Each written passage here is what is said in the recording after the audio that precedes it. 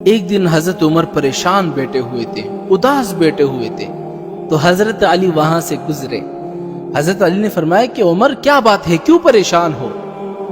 حضرت عمر نے فرمایا کہ کیا بتاؤں، ابھی حضرت حذیفہ آئے تھے اور مجھ سے 4 باتیں کہہ کر گیا ہے جو مجھے بڑی پریشان کرتی ہے کہ اس نے یہ 4 باتیں کیوں کہی۔ حضرت علی نے فرمایا کہ کون سی 4 باتیں؟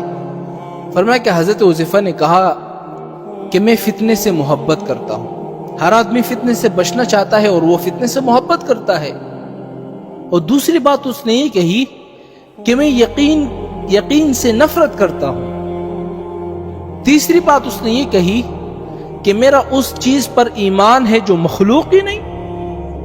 اور چوتھی بات اس نے یہ کہی کہ میرے پاس وہ چیزیں ہیں جو اللہ کے پاس بھی نہیں۔ اس لیے میں پریشان بیٹھا ہوا ہوں کہ حضور کا سب سے بڑا رازدان حضرت حذیفہ یہ باتیں کرتا ہے۔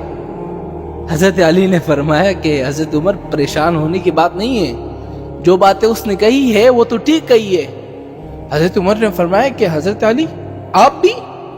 حضرت علی نے فرمایا کہ ہاں، اس نے جو باتیں کہی وہ ٹھیک ہے۔ حضرت عمر نے فرمایا کیسے؟ تو حضرت علی نے فرمایا کہ اس نے جو سب سے پہلی بات یہ کہی تھی نا کہ میں فتنے سے محبت کرتا ہوں، قرآن میں ہے انما اموالکم و اولادکم فتنہ، مال اور اولاد فتنہ ہے۔ تو آپ مجھے خود بتاؤ تو کون ایسا ہے جو مال اور اولاد سے محبت نہیں کرتا؟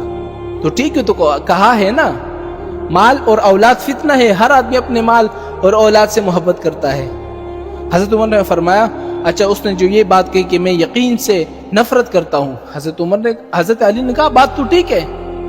حضرت علی نے فرمایا کہ دیکھو قرآن میں ہے وَاعْبُدْ رَبَّكَ حَتَّىٰ يَأْتِيَكَ الْيَقِينُ، یقین کا معنی ہے موت، اور موت کو کون پسند کرتا ہے؟ ہر آدمی موت سے نفرت کرتا ہے۔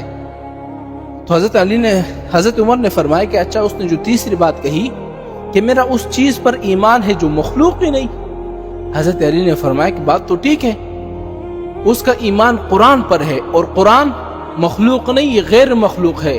قرآن اللہ کا کلام ہے نا میرے بھائیوں، وہ تو مخلوق نہیں، یہ غیر مخلوق ہے، اور اس کا اللہ کے قرآن پر ایمان ہے۔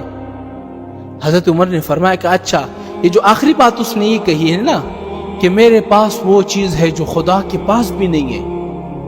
حضرت علی نے فرمایا کہ پریشان ہونے کی بات نہیں ہے، اس نے بات ٹھیک کہی ہے۔ اس نے کہا کہ میرے پاس وہ چیز ہے جو اللہ کے پاس بھی نہیں ہے۔ حضرت علی نے فرمایا کہ اس کے پاس بیوی بچے ہیں، اللہ کے پاس بیوی بچے تو نہیں ہے نا، اللہ تو ان سب چیزوں سے پاک ہے۔ جب حضرت عمر نے یہ ساری بات سن لی نا، بڑے خوش ہوئے، اور حضرت علی سے فرمایا کہ اللہ تعالیٰ تمہاری عمر میں برکت دے، اگر آج تم مجھے اس چیز کا جواب نہیں دیتے نا تو ساری زندگی میرے دل میں اس کے لیے ایک نفرت رہتی۔